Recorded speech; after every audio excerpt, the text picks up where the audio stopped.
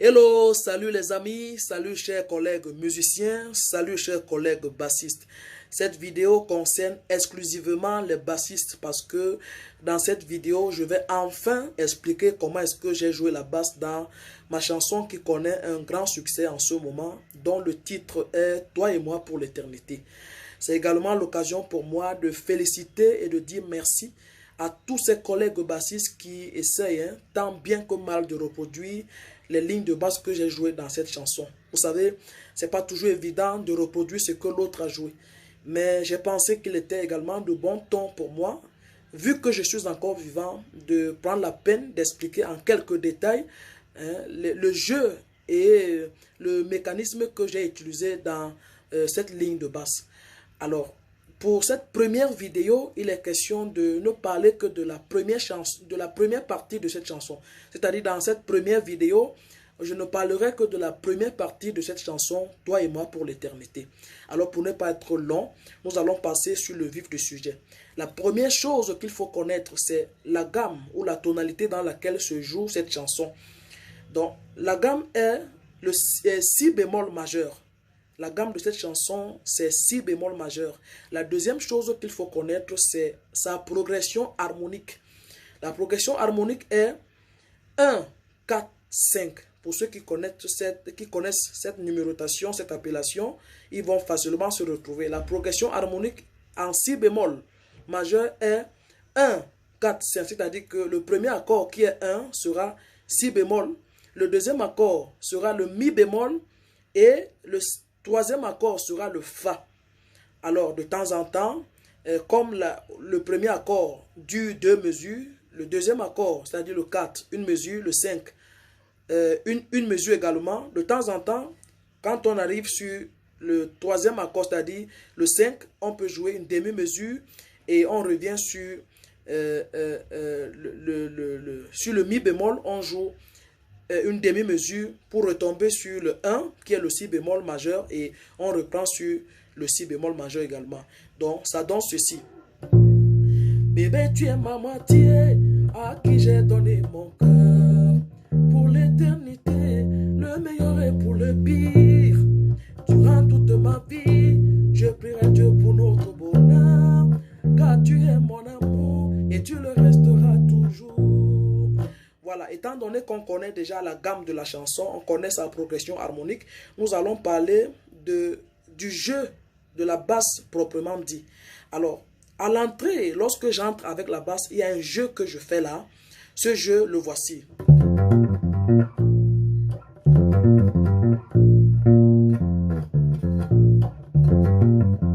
Donc, je refais le jeu un peu lentement.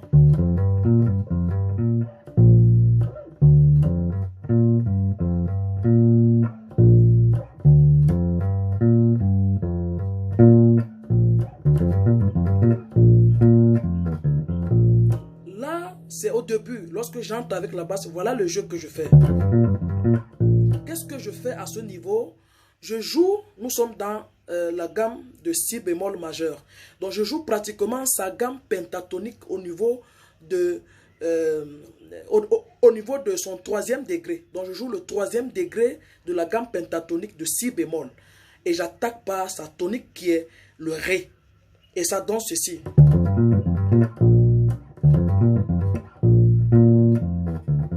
Voilà, vous allez vous rendre compte que dans toute la chanson, je m'amuse un peu dans cette gamme pentatonique. Par exemple, par la suite, je joue, il y a un autre endroit où je joue. Voilà, encore. Là encore, j'utilise le troisième degré de la gamme pentatonique, mais de façon inversée. Un peu plus loin, je m'amuse encore sur cette gamme pentatonique et je fais ceci.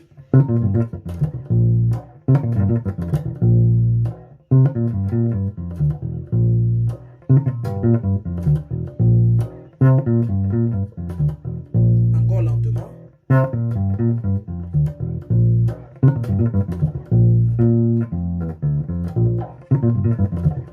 Voilà, là je joue encore sur cette gamme pentatonique, mais au niveau de son deuxième degré. Et j'aime utiliser ce jeu pentatonique parce que avec ça, ça me permet de faire mon appel. Ce petit jeu-là, je fais l'appel quand je quitte d'un accord à un autre. Et c'est bien de faire cet appel. Et moi, j'aime bien utiliser la gamme pentatonique qui apporte ce petit groove, qui apporte ce petit piment dans mon jeu. Voilà, c'est ce que j'appelle la technique de Martino. Et après, après ce que je viens d'expliquer là, il y a autre chose que dont j'aimerais parler. C'est quand je quitte du premier accord si bémol pour tomber sur le deuxième accord mi bémol. Pour tomber sur le deuxième accord qui est mi bémol, je passe par la quinte, non pas la tierce, autant pour moi, je passe par la tierce du premier accord si bémol. Et ça donne ceci.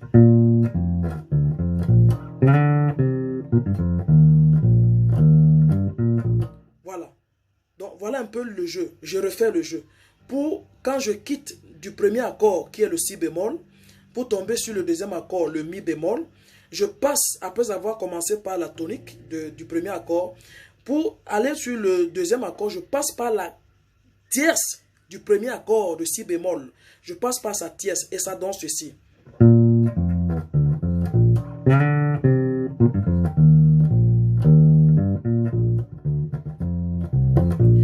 Voilà un peu en quelque sorte le petit mécanisme, le petit jeu que j'ai appelé tout à l'heure, la technique de Martino que j'utilise dans cette première partie parce que le reste est facile, le reste n'est pas compliqué, tout le monde peut jouer.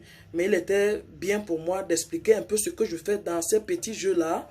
Voilà, et c'est important parce que ce que je viens d'expliquer en passant par la tierce du premier accord pour tomber sur le deuxième accord parce que c'est ça qui donne la ligne, qui donne le motif exact pour ne pas jouer beaucoup de choses. Vous allez vous rendre compte que de temps en temps, c'est la même chose qui revient pour qu'on ne joue pas beaucoup de choses à la fois. Parce qu'il faut au moins que les gens gardent un motif dans la tête. Donc, ça fait...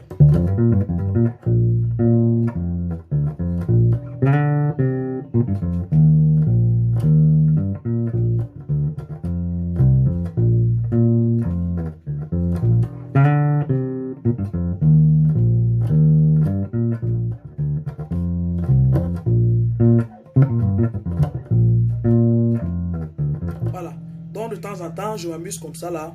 Et voilà donc ce que je tenais à vous expliquer, chers amis, chers collègues. Voilà, je pense que vous êtes satisfaits de mes explications. Et nous allons faire une deuxième vidéo. Je vais faire une deuxième vidéo où je vais expliquer ce qu'il en est pour ce qu'il est de la deuxième partie. Ce qui est de la deuxième partie, nous allons parler de ça. Et puis, on se revoit plus tard. À bientôt. Je suis Martino Ngalé, la nouvelle dimension. Ciao.